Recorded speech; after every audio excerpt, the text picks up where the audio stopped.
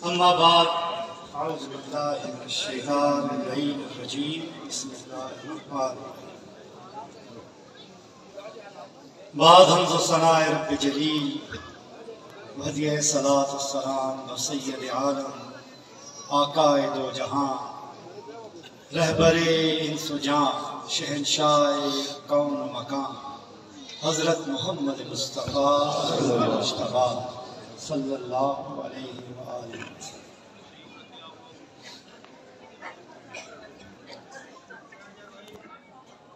रब्बे ज़ुल जलाल का बेपनाह एहसान है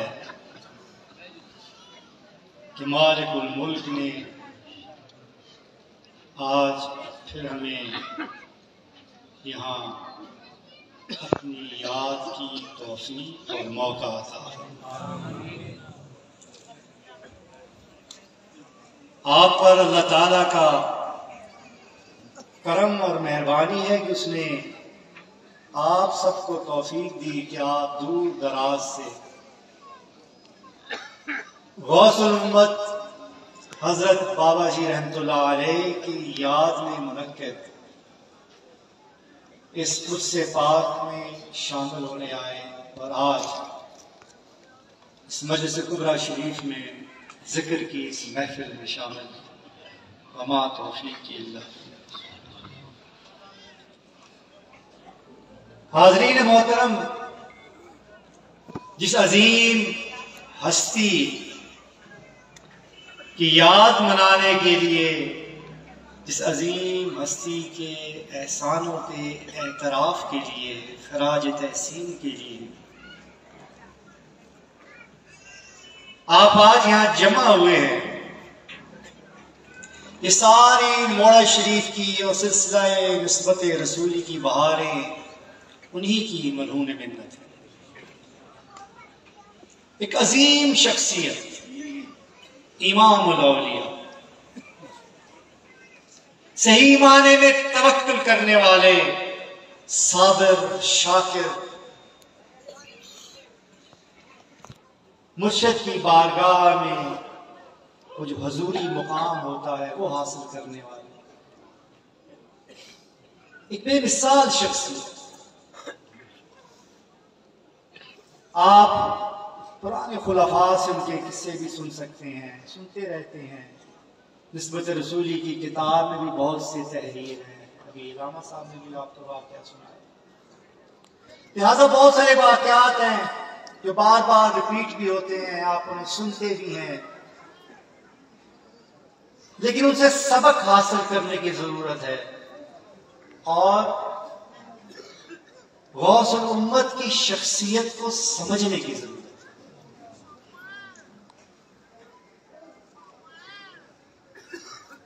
आप एक बहुत संजीदा, बड़े मुनसिफ मिजाज आलिम थे, बाकायदा इल्म हासिल किया, एक आलम बने।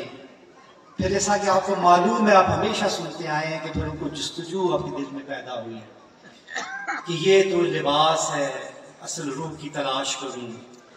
फिर वो रूहानियत की तलाश का जज्बा उनके दिल के अंदर बेदार हुआ, इश्क ने अंगड़ाई ली। फिर एक लंबा किस्सा है, आज वक्त नहीं है उसका। बहरहाल मुख्तलिफ हालात से गुजरते हुए जब रब्बे ज़ुल जलाल ने आपको वो रास्ता कहीं शरीफ का दिखा दिया तो आप बारगाह मुर्शिदी में पेश हुए। आप जब कहीं शरीफ में पहुंचे तो दरबार के दरवाजे पर खड़े हो गए, मुअद्दब हो के, हाथ बांध, नजरें नीची करके। सामने हमारी जबान में तख्तपोश कहते हैं, तख्त जो होता है, उस पे हजरत बाबा जी के शरीफ वाले निजामुद्दीन कियानवी रहमतुल्लाह अलैह तशरीफ फरमा थे। वो दरवाजे की तरफ देख रहे थे कि ये नए इलामा साहब आए हैं और इस तरह खड़े हैं। मुअद्दब, आप तो कश्फ हो चुका था, आपको तो मालूम था। आपकी जब नजर बाबा जी पर पड़ी तो इशारे से अपने पास बुलाया, पास बुला के हुक्म दिया कि आलम बरज़ख पे वाज करो। ये मुझे हज़रत पीर साहब ने सुनाया है किसे। हज़रत बाबा जी ने इतनी जबरदस्त आलम बरज़ख पे तकरीर की वहां पे कि सारा मजमा जो है उलमा भी बैठे होते थे हज़रत बाबा जी की महफिल में। बहुत से लोग थे बिल्कुल अंगुश्त बदंदा हो गए, बिल्कुल खामोश, बिल्कुल महव हो गए, गुम हो गए बिल्कुल आपके बयान में। इतना जबरदस्त बयान हजरत बाबा जी। और बयान सुनने के बाद हजरत ख्वाजा अबुल कासिम मौलवी रहमतुल्लाह अलैह को मुर्शिद आज़म ने अपने पास बुलाया और कहा, आप तो मुकम्मल तैयार होके आए हैं, अभी तो सिर्फ माचिस लगाने की देर है। ये वो अजीम हस्ती। हाज़रीन मोहतरम, जिस तरह अभी इलामा साहब कह रहे थे कि अल्लाह के जो प्यारे होते हैं, अल्लाह के जो बंदे होते हैं, अल्लाह ताला उनको एक ऐसा मुकाम अता फरमा देता है कि वो फिर उस ज़मान और मकान की कैद से अल्लाह ताला उन्हें आजाद कर देता है। ये रब की तरफ से अता किया हुआ मुकाम होता है। मैं लंबी तफसील में नहीं जाऊंगा उस वाक़े की, ना उसकी जरूरत है। सिर्फ काम की चंद बातें उसमें से चुन के आपको सुनाना चाहता हूं, छोटी 2-3 बातें। कि बाबूजी साहब की जिंदगी में एक बहुत बड़े ब्यूरोक्रेट थे जो दूसरे मसलब से ताल्लुक रखने वाले थे। हम सब मसालिक का एहतराम करने वाले हैं, किसी पे तनकीद करने वाले नहीं है, लेकिन वो किसी दूसरे मसलक से ताल्लुक रखने वाले थे जो तसव्वुफ बेजार लोग होते हैं उनमें से थे।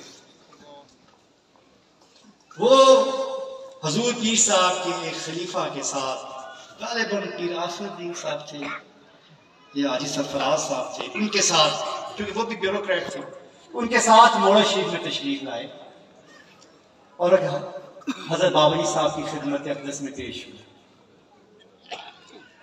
ऐसे लोग अक्सर जब आते हैं ना तो वो कुछ हासिल करने नहीं आते, वो तनकीदी नजर लेकर आते हैं। वो देखने आते हैं कि चुनने आते हैं कोई ऐसी गड़बड़, कोई ऐसी बात, कोई ऐसा नुक्ता हमें मिल जाए जिसे हम एक्सप्लॉइट कर सकें, आगे बयान ऐसा कर सकें कोई लोगों को बदजन करने के लिए। या बहरहाल वो यहाँ पे रहे, बाबूजी साहब से मिले, वापस जाते हुए चंद बातों की वजह से जिन्हें मैं यहाँ दोहराना नहीं चाहता, अपने वो साथी ब्यूरोक्रेट जो थे, जो यहाँ के अकीदतमंद और खलीफा थे, उनके साथ मजाक करने लगे। वाह, अजीब बात करते हैं बाबूजी साहब, कभी जिंदगी में अरब गए नहीं, मक्का मदीना गए नहीं, मोड़ा शरीफ बैठे रहते हैं और कहते हैं मेरी वहां हाजिरी होती है। ये किस चीज पे चढ़ के जाते हैं? लोग इतना पैसा जमा करते हैं, तो कोई हवाई जहाज में जाता है, तो कोई बहरी जहाज में जाता है, ये कैसे वहां पहुंच जाते हैं? ये क्या? ये मजाक करते, तंजिया बातें करते करते अब अल्लाह की करनी देखें कि फिर वही ब्यूरोक्रेट साहब उससे अगले साल हज पे चले गए। हज पे चले गए तो वापस आके हमारे जो ब्यूरोक्रेट थे, वो जो खलीफा साहब थे, उनसे मिले और कहा कि बड़ा मुबारक हो, हजरत बाबूजी साहब भी हज पर तशरीफ ले गए थे, मेरी उनसे मुलाकात हुई है, मताफ मैंने उनसे हाथ मिलाया है, मिला हूँ, खैरियत दरियाफ्त की है, बातें हुई हैं, बहुत मुबारक हो बाबूजी साहब तशरीफ। वो हैरान हुए थे, मुझे तो नहीं मालूम बाबूजी साहब कैसे चले गए। मालूम करने पे पता चला कि बाबूजी साहब अपने दरबार में तशरीफ है। ये जमान और मकान की कैद से रब्बे जुल जलाल अपने सच्चे आशिकों को और बंदों को आजाद कर। ये उसकी मिसाल। उस अजीम हस्ती की याद मनाने के लिए आज आप यहां जमा। हाज़रीन मोहतरम, ये कोई आसान नहीं है आजकल के दौर में। कोई अल्लाह ताला के जिक्र के लिए बंदा कमर कस ले, रफ्ते सफर बांध ले और चल पड़े कि मैं हजारों मील या सैकड़ों मील या किसी जगह पर भी जा रहा हूं। क्यों जा रहा हूं? अगले पूछे तो अल्लाह के जिक्र की महफिल है जी, उर्स की महफिल है, उसके लिए जा। बहुत रुकावटें होती हैं, बहुत सारी रुकावटें होती हैं और आपके रास्ते की दोनों तरफ हो। एक तरफ तो ये रुकावटें हैं माशी मजबूरी, माली मसाइल, आजकल के लोगों के अखराजात, किराया, घर के खर्चे, नौकरी, बिजनेस, कारोबार, हर चीज को 2-3 दिन के लिए बंद करना, ये मुश्किल इस तरह उठाएं। घर वालों का खर्चा, अगर ये 3 दिन ना जाए तो ठीक है, घर बैठ जाएंगे। फिर गमी खुशी, कुछ लोगों के सामने कुछ शादियां आ जाती हैं, कोई मौत मर्ग के वाकयात आ जाते हैं कि अफसोस के लिए जाना है, ऐसे मौके आ जाते हैं, वो रोकते हैं। बीमारियां रोकती हैं, उम्र रोकती है, जिस्म की कमजोरियां रोकती हैं, रास्ते की रुकावट बनती है। और रास्ते के दूसरी तरफ और किस्म की रुकावटें, मजहब बेजार लोग, तसव्वुफ बेजार लोग आपका मजाक उड़ा रहे हैं, आप पर हंस रहे होते हैं कि 21वीं सदी में ये क्या काम कर रहे हैं। चांद पर लोग चले गए, मरीख पर लोग चले गए, ये मुझे पेट जुमले हैं जो कहां से कहां दुनिया पहुंच गई, फलाने ने कितनी तरक्की कर ली, फलाने ने क्या कर लिया, ये क्या कर रहे हैं, सामान बांधा हुआ क्या ये हम जिक्र करने के लिए जा, ये मजाक उड़ाना, तंज करना, तंज की तीर चलाना। फिर जो तसव्वुफ बेजार है हमारे मजहबी तबके भी बाज, वो भी तनकीद का निशाना बनाते हैं। वो क्या कि कोई क्या बिदत बिदत बिदत, कहाँ जा रहे हो, क्या कर रहे हो, ये अपने घर में बैठ के जिक्र करना है, वो वहां जाके क्या मिलेगा तुम्हें, ये क्या तरीका है, फलाने ने कब किया था तो फलाना कहां पे लिखा हुआ, आम जो जुमला कहां लिखा है। इन सबको आप अल्लाह के फजल, करम और मेहरबानी से उबूर करते करते करते क्यों? इसलिए कि आपके दिल में अल्लाह ताला अपनी मोहब्बत और अपना इश्क डाल देता है। वल्लज़ीना आमनू अशद्दु वलिल्लाह। हाज़रीन मोहतरम, अल्लाह ताला ने ये फैसला कर दिया है और आपको बता दिया है और आपको ये हुक्म दे दिया है और ईमान का तकाजा बता दिया है कि ईमान उसी वक्त मुकम्मल होता है और मोमिन की पहचान भी यही है और मोमिन को करना भी यही चाहिए। क्या? कि अपने अल्लाह से शदीद मोहब्बत। अगर वो शदीद मोहब्बत नहीं करेगा तो इसका मतलब उसके ईमान में फर्क है, कमी। हाज़रीन मोहतरम, ये सिर्फ आपके साथ नहीं है, ये सिर्फ आज के दौर की बात नहीं है। आप ये मत समझे कि पहले इस्लाम पे चलना, मजहब पे चलना ये आसान था, आज मुश्किल हो गया है, ये नहीं है। आइए जरा सफर करते हैं, थोड़ा सा वक्त कम है लेकिन मैं आपको इसी सफर पे ले जाना चाहता हूं। हजारों साल गुजर गए, नमरूद के दरबार में इब्राहिम खड़ा हुआ, अकेला तन्हा, बेखतर कूद पड़ा आतिशे नमरूद में। इश्क अक्ल है महवे तमाशाए लबे बाम। हाज़रीन मोहतरम, ये इश्क था। मूसा और हारून अलैहिस्सलाम फिरौन जैसे बादशाह के दरबार में खड़े हो गए अल्लाह का पैगाम देने के लिए। हजारों साल बीत गए उस जमाने में। और आप जानना चाहते हैं कि ईमान और मोमिन के लिए अल्लाह से शदीद मोहब्बत का क्या मतलब है? अशद्द हुब्बलिल्लाह क्या है? तो अलीउल मुर्तजा से पूछे। हिजरत की रात है, मुशरिकीन मक्का नंगी तलवारें लेके आका करीम अलैहिस्सलाम के दरे दौलत के बाहर खड़े हैं कि आका सो जाएंगे, चादर ऊपर की हुई होगी, हमारे लिए अच्छा मौका होगा, अंदर जाएंगे और नाउज़ुबिल्लाह उन्हें खत्म कर देंगे, शहीद कर देंगे, तो सारा खेल खत्म हो जाएगा, हम आजाद हो जाएंगे। वो मुकम्मल तैयार थे और हर कबीले में से एक सरदार तलवार लेके खड़ा था ताकि किसी भी इल्जाम ना आए। अशद्दु हुब्बिल्लाह। मेरे आका ने सैयदना अली करमुल्लाह वजहुल करीम को बुलाया और कहा, अली मेरे बिस्तर पे लेट जाओ। उफ तक नहीं की, सवाल तक नहीं पूछा, लेटे और चादर सर पे तान कर लेट गए और कहा कि ऐसी जबरदस्त नींद आई कि ना उससे पहले कभी आई थी ना बाद में। ये इश्क है। तलवारों के साए में अजीजान मोहतरम हमारी तो आजमाइशें बहुत छोटी छोटी है, अभी सफर पे आगे चलते। अब्दुल रहमान बिन अबू बकर बदर के बाद मुसलमान हुए। हजरत अबू बकर सिद्दीक से कहने लगे कि मैदान बदर में जब वो कुफार की तरफ से आए थे, एक वक्त ऐसा आया कि आप मेरी तलवार की जद में आ गए थे, लेकिन आप वालिद थे तो मैं हाथ पीछे कर गया, बचा गया आपको। हजरत अबू बकर ने क्या कहा खुदा की कसम, अगर तुम मेरी जद में आ जाते तो मैं हर किस तलवार पीछे ना करता। ये इश्क अशद्दु हुब्बिल्लाह।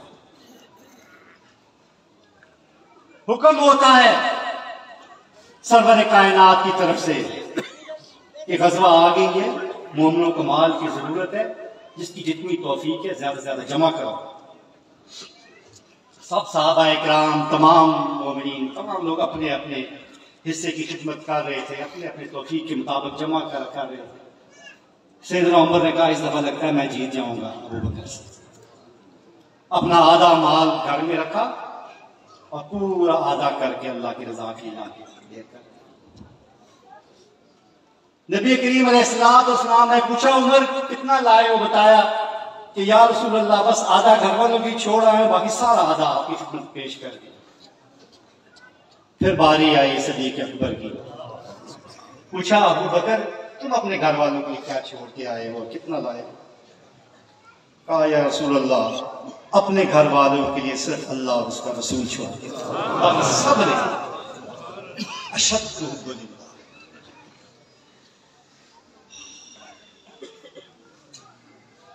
शदीद मोहब्बत अपने रब से इस तरह होती है। और याद करें अजीजान मोहतरम, ओहद के मैदान से वापसी है, जख्मी वापस आ रहे हैं, खबरें आ रही हैं, फलाना मारा गया, फलाना शहीद हो गया, मुसलमानों को इतना नुकसान हो गया, आहो बका है, परेशानी है, अफवाह फैल गई आका करीम अलैहिस्सलाम के मुतल्लिक़ कि आपको शहीद कर दिया। एक बूढ़ी सहाबिया भागती हुई और की तरफ जा रही, मैदान पर पूछ नहीं आका का क्या हाल है, मोहम्मद अरबी का क्या हाल है, नबी पाक अलैहिस्सलाम कैसे हैं? कोई खबर देता है तेरा भाई मर गया, कोई खबर देता है तेरा बेटा मर गया, कोई खबर देता है तेरा शौहर मर गया, कोई खबर देता है तेरा सारा का सारा घर मर गया। लेकिन वो कहती है कि मुझे ये बताओ मेरे आका कैसे?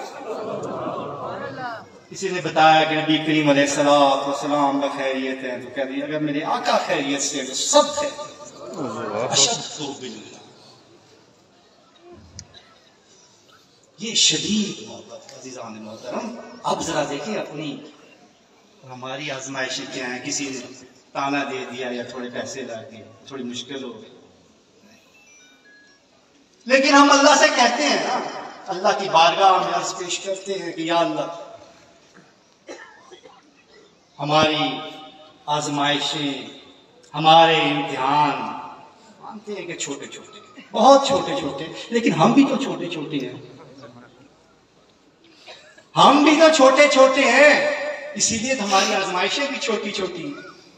और जिनकी आजमाइशें बड़ी बड़ी थी वो तो लोग भी बड़े बड़े थे। इलाहुल आलमीन हमारी इन छोटी छोटी कोशिशों को अपनी बारगाह में कबूल फरमा। आमीन। और हाज़रीन मोहतरम, ये इश्क हासिल कैसे है? अब ये भी तो सवाल है। आज के दौर में, उस वक्त तो नबी करीम अलैहिस्सलाम के सामने आदमी आता था, आपकी नजर पड़ने की देर होती थी कि तज़किया नफ्स हो जाता था, अंदर तक बदल के आ जाता था। वो उमर जो तलवार लेकर गया था, नबी करीम अलैहिस्सलाम पर हमला करके आपको शहीद कर ले, जब वापस निकला तो सैयदना फारूक आजम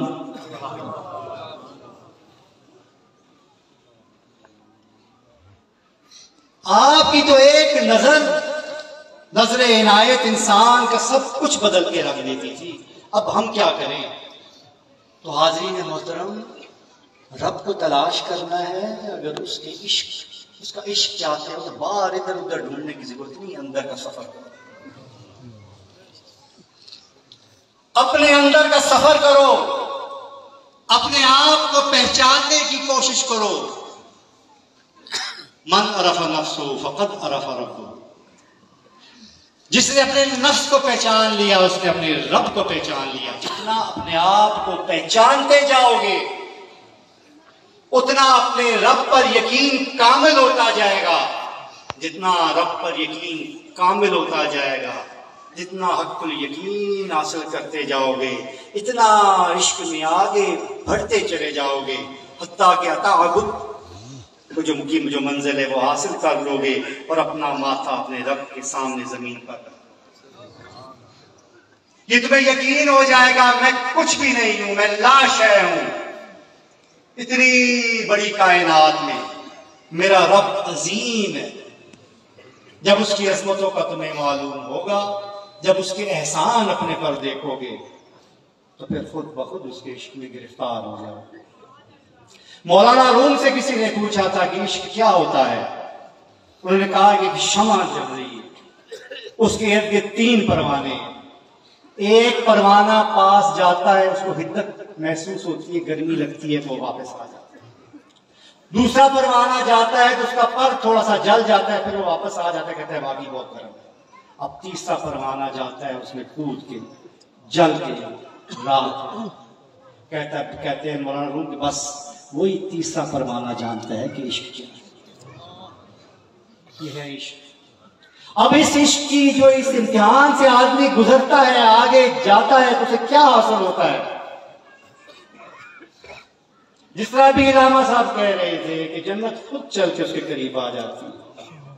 ये आशिक का, अब आप आशिक का ही काम है ना, बार बार उसकी खिदमत में, बार बार उसकी खिदमत में, बार बार उसकी खिदमत में। थकता नहीं आशिक, अपने महबूब के दर पे जाने से आशिक कभी नहीं थकता, न कभी मायूस होता है। अगर वो थक जाए, मायूस हो जाए, तो फिर वो आशिक ही है। हाज़रीन मोहतरम, याद रखें जिस महफिल के लिए आप आए, ये महबूब हकीकी की याद की महफिल है। यहां पे आशिक बैठ के अपने महबूब को याद करते हैं, जिसे हम जिक्र कहते हैं। जब आप अपने घरों से निकलते हैं तो फरिश्ते आपके पैरों के तले अपने पर बिछाते हैं, आपके सरों पे अपना साया रखते हैं। अब जब आप आके महफिल जिक्र में बैठते हैं तो अल्लाह ताला की रहमतें आपको घेर लेती हैं, अल्लाह के फरिश्ते आपके सरों पर साया करते हैं। आप एक ऐसी महफिल में आके बैठते हैं कि जिस महफिल के दरमियान से गुजर जाने वाला भी महरूम नहीं रहता। आप एक ऐसी महफिल में आके बैठ जाते हैं कि जिस महफिल से कोई तमाशबीन भी महरूम नहीं रहता। और आप एक ऐसी महफिल में आके बैठ जाते हैं जिसमें पहुंचने का कसब करके, इरादा करके, बड़े से बड़ा गुनाह करने वाला भी जब चलता है कि मैं वहां पहुंचू इस्तग़फ़ार के लिए, तो रास्ते में मर जाए तो अल्लाह ताला उसकी तौबा कबूल कर लेता है, उसको पहुंचने की भी जरूरत नहीं होती। हदीस में है, जमीन को हुक्म दिया दबने के, तंग हो जा कि अहले जिक्र के ये करीब है और रहमत के फरिश्ते लेके चले गए। ये वो अजीम महफिल है, ये जिक्र वो अजीम चीज है कि जो अल्लाह ताला को सबसे ज्यादा महबूब है, जो सबसे ज्यादा अफजल है, जो सबसे ज्यादा दर्जात बुलंद करने वाली है, जो सोने और चांदी के पहाड़ों जितना सदका देने से भी अफजल है, जो इतनी अफजल है कि अगर जिहाद के दौरान आप जंग करते हुए अपने दुश्मन को जहन्नम वासिल कर दें या खुद शहीद हो जाएं, उससे भी ज्यादा रब ये आप हासिल करने यहां आए हैं। हाज़रीन, और आपका इनाम देखें, कितनी अजीम महफिल में आप हैं, कैसे लोगों में अल्लाह ताला ने आपको शामिल किया है। वो लोग कि जिन पे रब्बे ज़ुल जलाल खुद फख्र फरमाता है।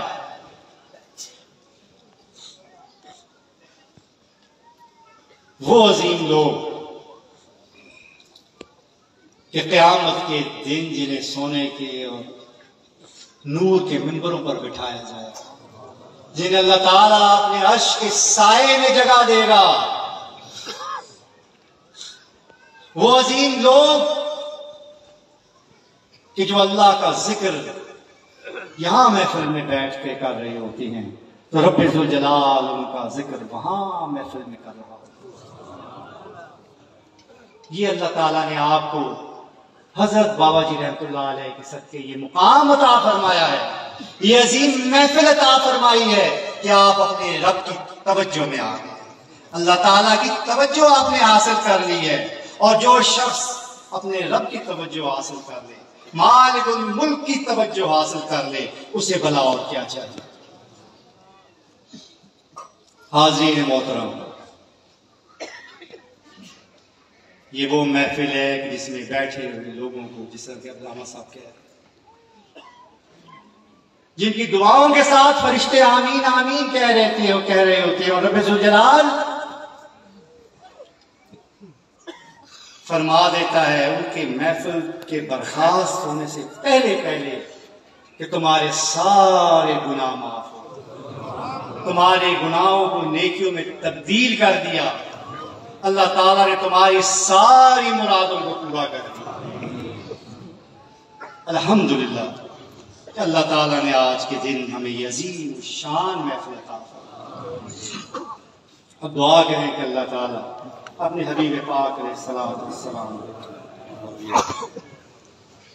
हमारे गुज़श्ता गुनाह माफ फरमा के आइंदा अपनी रजा के मुताबिक जिंदगी गुजारने की तौफीक अता फरमाए, अपनी बंदगी और अपने हबीब की गुलामी अता फरमाए। अल्लाह ताला हमारी इस सही को, इस कोशिश को, इस महफिल ज़िक्र को अपनी बारगाह में कबूल और मकबूल फरमाए। हम ऐबों से भरे हुए हैं, अल्लाह ताला हमारे ऐबों पर पर्दा डाले। अल्लाह ताला हमारे गुनाह, हमारी खताएं, हमारी गलतियां माफ फरमा के अपनी बंदगी, अपने हबीब की गुलामी अता फरमाते हुए हमारी हर मुश्किल को आसानी में तब्दील फरमाए।